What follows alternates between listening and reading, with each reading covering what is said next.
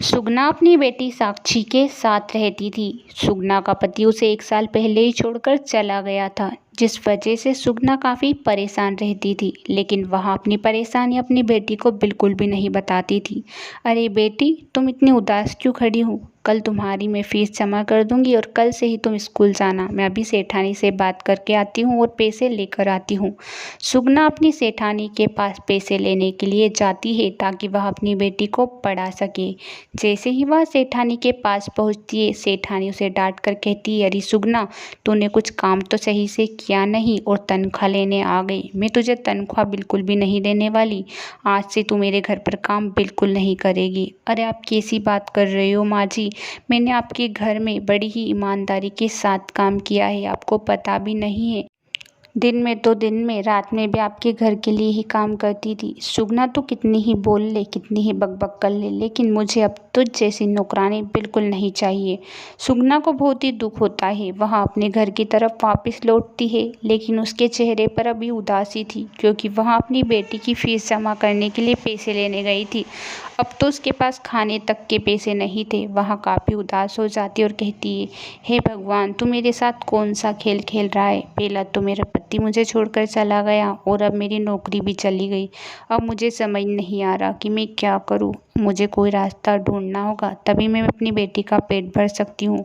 सुगना अपने घर की तरफ चल देती है। साथ ही साथ वहाँ काम की तलाश भी करती है कि कोई उसे छोटा मोटा काम मिल जाए, जिससे वह अपनी बेटी का पेट भर सके और उसे अच्छे से पढ़ा सके। दिन बीतते चले जाते हैं।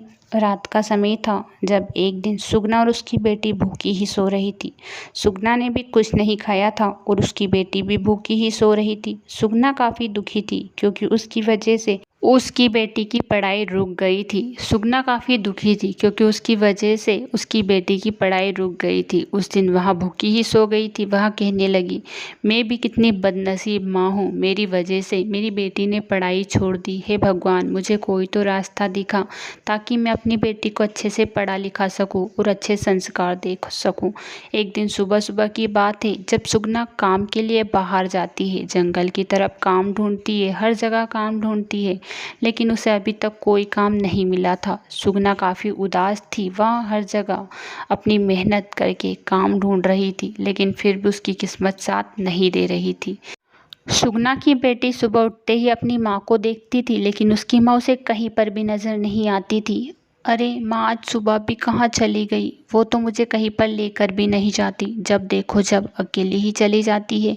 मैं ही कोई मदद करवा देती, जिसकी वजह से उन्हें कोई सहारा मिल जाता, लेकिन वो है कि अकेली ही भटकती फिरती है। मुझे यहाँ बिल्कुल भी अच्छा नहीं लगता कि मेरी माँ ऐसे भटकती है। वह काफ़ी उदास भी रहती है। इधर सुगना एक किसान को खाना खाता हुआ देखती है। वह मन ही मन सोचती है, काश यहाँ खाना मेरे पास होता तो मेरी बेटी आज भूखी नहीं होती। मेरा तो दिल काफ़ी दुख रहा है कि वहाँ पर मेरी बेटी 2 दिन से बिना खाए हुए ही काम कर रही है और इधर मैं जंगल में भटक रही हूँ। मुझे भी कोई काम नहीं मिल रहा। अब तो कोई रास्ता नज़र ही नहीं आ रहा। करूँ तो आखिर करूँ क्या? ऐसा क्या करूं जिससे मैं अपनी बेटी का पेट भर सकूं? सुगना उदास हो जाती है और कहती है, काश यहाँ खाना मेरे पास होता। मैं कितनी बदनसीब माँ हूँ जो अपनी बेटी को 2 वक्त की रोटी भी नहीं दे सकती। पढ़ना तो दूर की बात है, अब मुझे कुछ समझ नहीं आ रहा कि मैं करूँ तो करूँ क्या। सुगना उदास मन से एक पेड़ के पास खड़ी हो जाती है और तालाब की लहरें देख रही होती है। सुगना के मन में काफ़ी बातें चल रही थी कि आखिर उसकी मदद कर सकता है। इतने में सामने से एक परी आती है। परी सुगना की तरफ देख रही थी, सुगना भी परी की तरफ देख रही थी। इतने में परी उससे कहती है, हे सुगना, मैं एक नागिन हूँ जो कि इस तालाब से निकली हूँ। तुझे पता है मैं तेरे लिए ही आई हूँ और तेरी बेटी के लिए। पास में ही एक गांव है, उसमें एक छोटा सा कुआं है। कुआं जादुई है। तू अगर वहाँ जाएगी, कुछ भी मांगेगी तो वह तुझे जल्द ही दे देगा। सुगना सोचती है कि आखिर ये हो क्या रहा है। उसे पहले तो यहाँ कोई चमत्कार लग रहा था, कि इतने में जलपरी कहती है, हाँ सुगना, यहाँ चमत्कार ही है, मैं तेरे लिए ही आई हूँ, जो भी तुझे मांगना हो जादुई कुएं से मांग लेना।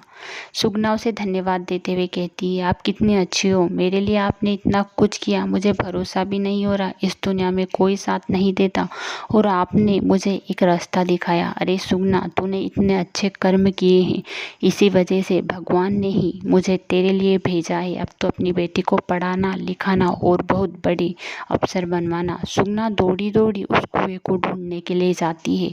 वह हर गांव में एक कुआं तलाश करती है कि कोई जादुई कुआं मिल जाए।